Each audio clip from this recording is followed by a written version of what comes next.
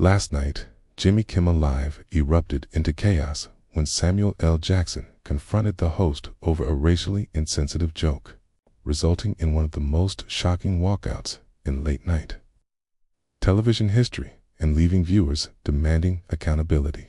The studio audience had settled in, expecting a routine celebrity interview. Jackson, promoting his latest action thriller, strode onto the stage with his usual confidence, flashing his trademark smile that has captivated audiences for decades.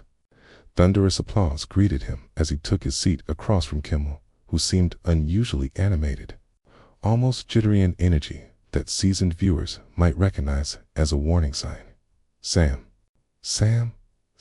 Kimmel began casually, leaning back with his signature smirk. I was watching some of your old movies this week and noticed something. The audience chuckled, unaware they were about to witness television history unfold in a painfully uncomfortable way.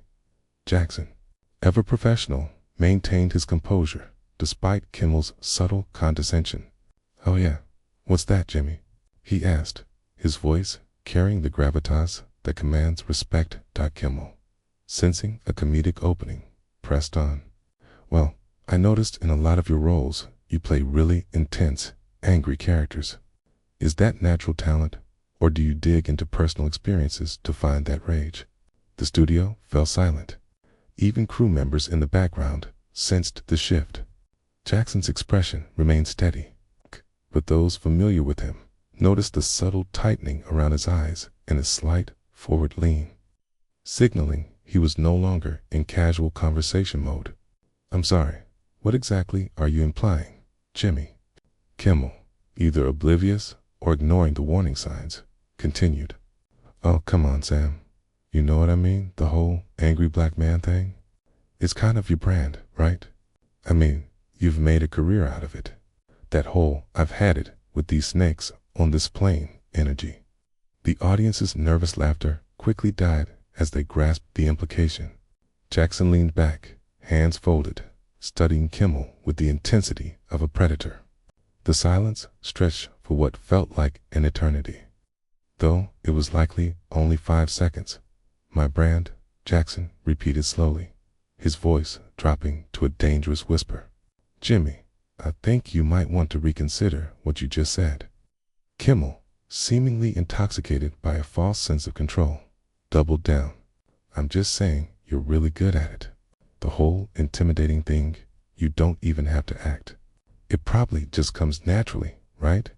The cameras captured everything, the collective intake of breath, the band's uneasy shifting, and most importantly, Jackson's professional mask finally slipping." His eyes flashed with a fury that made even his most intense movie roles look tame. "Let me make something crystal clear, Jimmy," Jackson said, rising slightly, his voice carrying across the silent studio. "What you just said isn't comedy.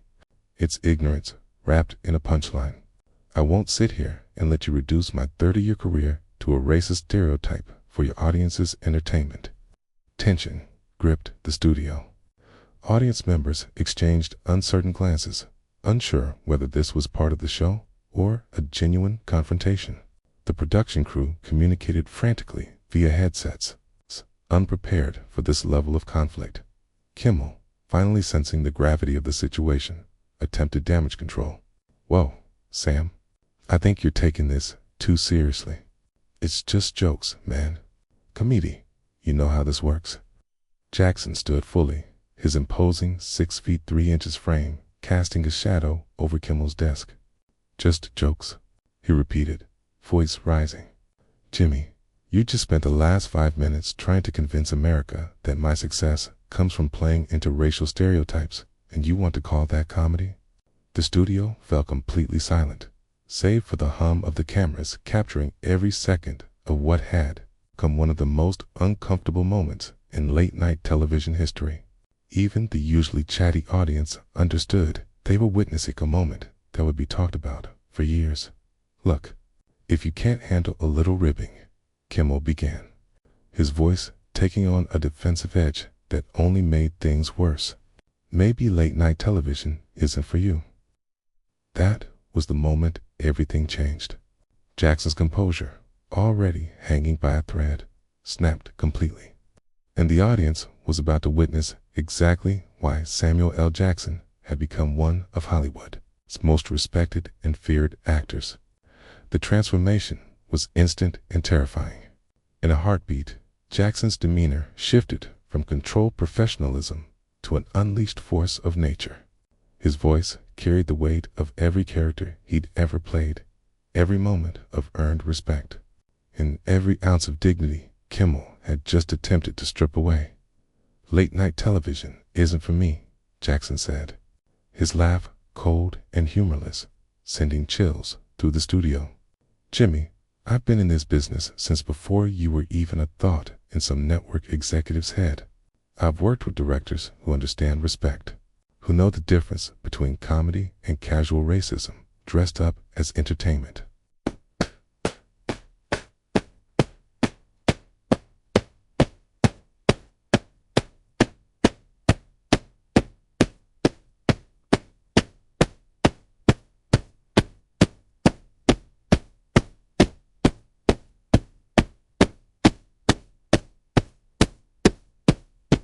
Moaned, many already recording, instinctively knowing this would go viral within hours. The band had stopped pretending to look busy, openly staring with expressions ranging from shock to barely concealed excitement. Kimmel, sweat visible under the studio lights, made another disastrous error. "Come on, Sam, you're being way too sensitive. This is how comedy works. We poke fun at everyone. Equal opportunity humor. Equal opportunity." Jackson's voice rose, making several audience members flinch. "Jimmy, when's the last time you made jokes about white actors being naturally suited for their roles because of their race? When's the last time you suggested Tom Hanks only gets cast because he's good at playing the earnest white guy?" The silence was deafening. Production assistants had frozen, creating an atmosphere so tense it felt like the air itself might crack. Kimmel's mouth opened and closed, scrambling for a response. That's different," he stammered. "I mean, you have to admit, you do play a lot of similar characters." "Stop." Jackson's single word cut through the studio like a blade. "Just stop talking before you make this worse for yourself." He stepped closer, dominating the space. "You want to know what's different, Jimmy? I've spent 3 decades proving I'm more than any single role, any single character, any single stereotype that people like you want to box me into." The cameras captured every detail: Kimmel's nervous swallowing, his trembling hands reaching for his coffee mug, beads of sweat forming on his upper lip. "This is no longer a talk show interview. This is a public reckoning. I've been nominated for an Academy Award," Jackson continued, voice growing stronger. "I've worked with Quentin Tarantino, Spike Lee, George Lucas. I've brought characters to life that have inspired millions. And you want to reduce all of that to a cheap stereotype for a laugh?" Audience members grew openly uncomfortable, some eyeing exits, others texting friends. The energy shifted from entertainment to something serious, even dangerous. Kimmel made a last-ditch attempt to regain control. "Look, Sam, I think we're both getting a little heated. Maybe we should take a commercial break." "No." Jackson's voice boomed, making several people jump. "We're not taking a break. We're not cutting to commercial. You started this conversation, Jimmy, and we're finishing it right here, right now, in front of everyone." A producer gestured frantically for a break, but Jackson's commanding presence had seized complete control. "You want to know what's really funny, Jimmy?" Jackson asked, tone dangerously sharp. "You think you can sit there in your little bubble of privilege and tell me what my career is about? You think you can define me, categorize me, reduce me to some marketing demographic that makes sense to your writers?" Kimmel was visibly shaking, his usual smugness replaced by genuine fear. The audience sensed the shift the moment when entertainment crossed into something much more real and potentially explosive. "I've been patient with you, Kimmy," Jackson continued, moving closer. "I've been professional. I've given you the benefit of the doubt. But what you've done tonight isn't just disrespectful it's disrespectful to every black actor who's ever had to fight against the exact kind of thinking you just put on display. The studio had grown so quiet that the hum of the air conditioning was audible. Even the audience members who had been whispering were completely silent, sensing they were witnessing a moment that would be analyzed and discussed for years. Jackson paused, locking eyes with the camera with a piercing intensity. People watching at home need to understand what just happened here. This isn't about me being unable to take a joke.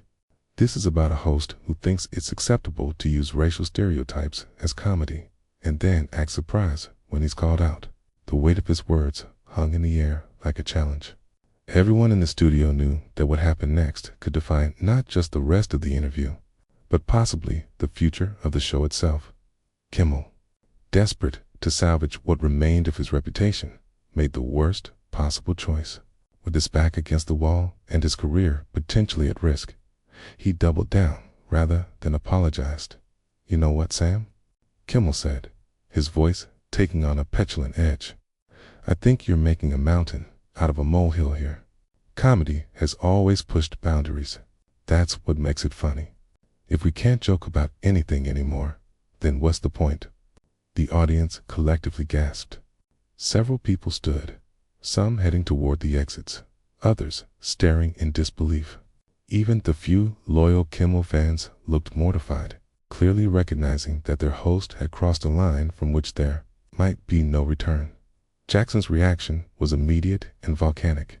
"A molehill," he roared, his voice reverberating through the studio, causing the microphones to crackle. "Jimmy, you just spent 10 minutes trying to convince America that my success is based on playing racial stereotypes. And you think that's a molehill?" The producer in the wings waved frantically, signaling for an emergency commercial break. Kimmel seemed oblivious, consumed by his own defensiveness. "I never said anything about race," Kimmel protested weakly, voice cracking.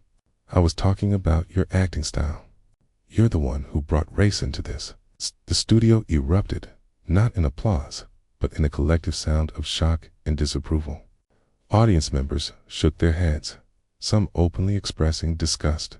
The band exchanged incredulous looks, and even the camera operators seemed stunned. Jackson stood perfectly still for a moment, silence more terrifying than any outburst. When he spoke, his voice was quiet, controlled, and lethal. "I brought race into this," Jackson asked, each word precise, dripping with barely contained fury. "Jimmy, you literally used the phrase angry black man not 5 minutes ago. You said, it's my brand. You suggested it comes naturally to me because of who I am. And now you want to pretend you never mentioned race?"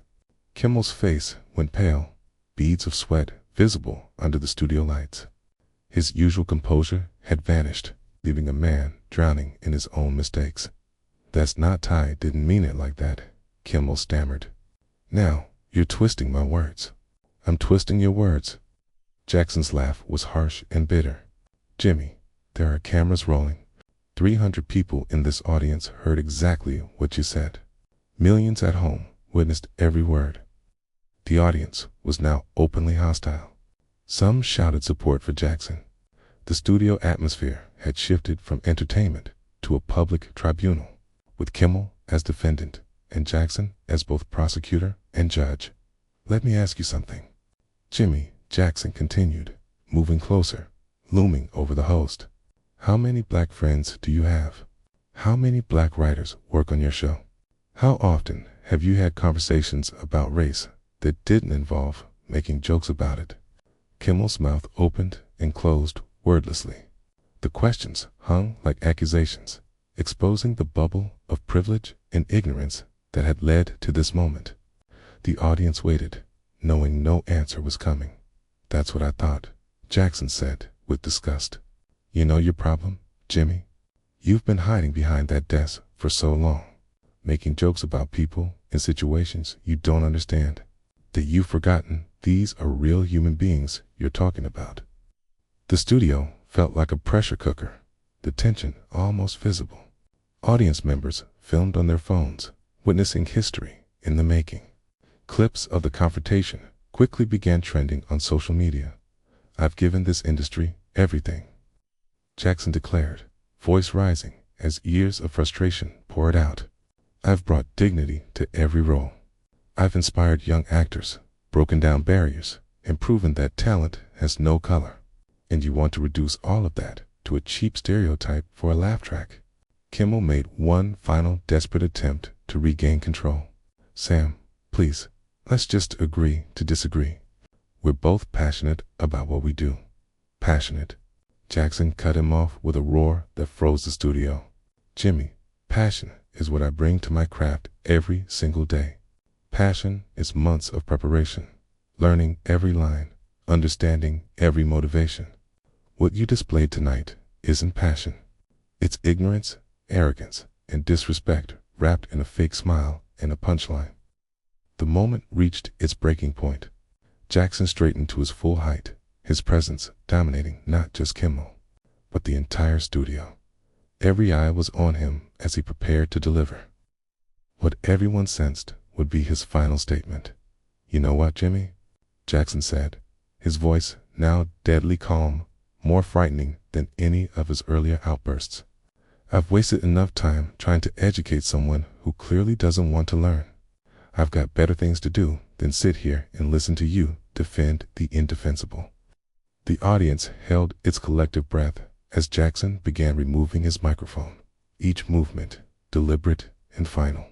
The gesture sent a clear message. The interview was over, and it was ending on his terms, not Kimmel's. "Sam, wait, please don't go," Kimmel pleaded, voice cracking with desperation. "We can work this out. Let's just talk about this like adults." Jackson paused, freezing mid-motion, his stare capable of melting steel. "Like adults," he repeated slowly.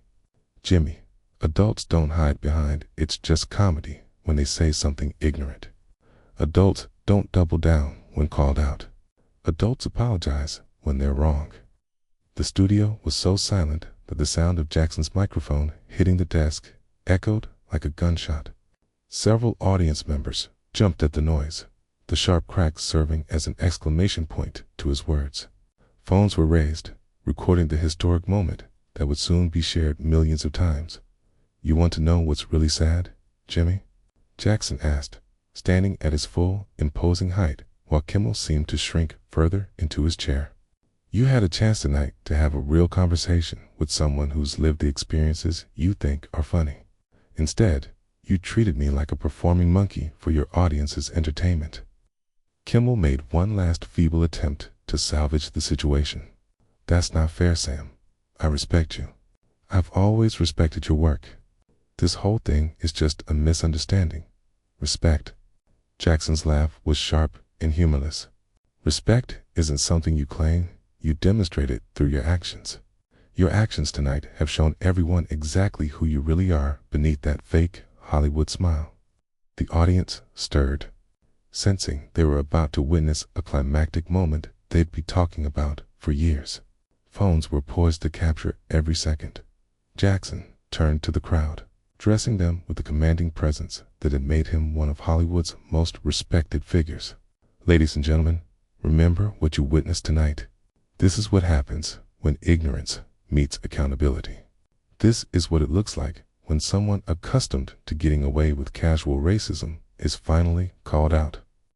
The audience erupted in spontaneous applause, a thunderous ovation that shook the studio. People stood, cheered, and some wiped away tears, witnessing a moment of genuine courage and dignity. Kimmel sat frozen, a mask of humiliation and defeat. What started as his show, his domain, had become Jackson's stage a masterclass in grace under pressure. "I've been in this business over 30 years, Jackson declared over the continuing applause, voice carrying without amplification. "I've faced racist directors, ignorant producers, narrow-minded executives. I've fought for every role, every line, every moment of respect I've earned.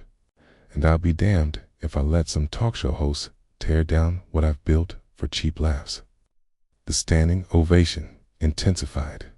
Some audience members wept openly, moved by Jackson's raw emotion and dignity. Crew members paused, joining in the applause for a man delivering one of television's most powerful moments. Jackson began walking toward the exit, each stride confident and purposeful, the applause swelling with him. At the edge of the stage, he turned one final time. "Jimmy, I hope you learned something tonight," he called, his voice cutting through the noise. "I hope everyone watching at home learned something. Respect isn't negotiable. Dignity isn't a punchline. Accountability isn't optional." With that, Samuel L. Jackson walked off the stage and into television history, leaving behind a studio full of cheering fans and one thoroughly humiliated host. Kimmel sat alone at his desk, crushed under the weight of his mistakes. The cameras rolled, capturing every second of his isolation and defeat. His usual closing remarks were nowhere to be found.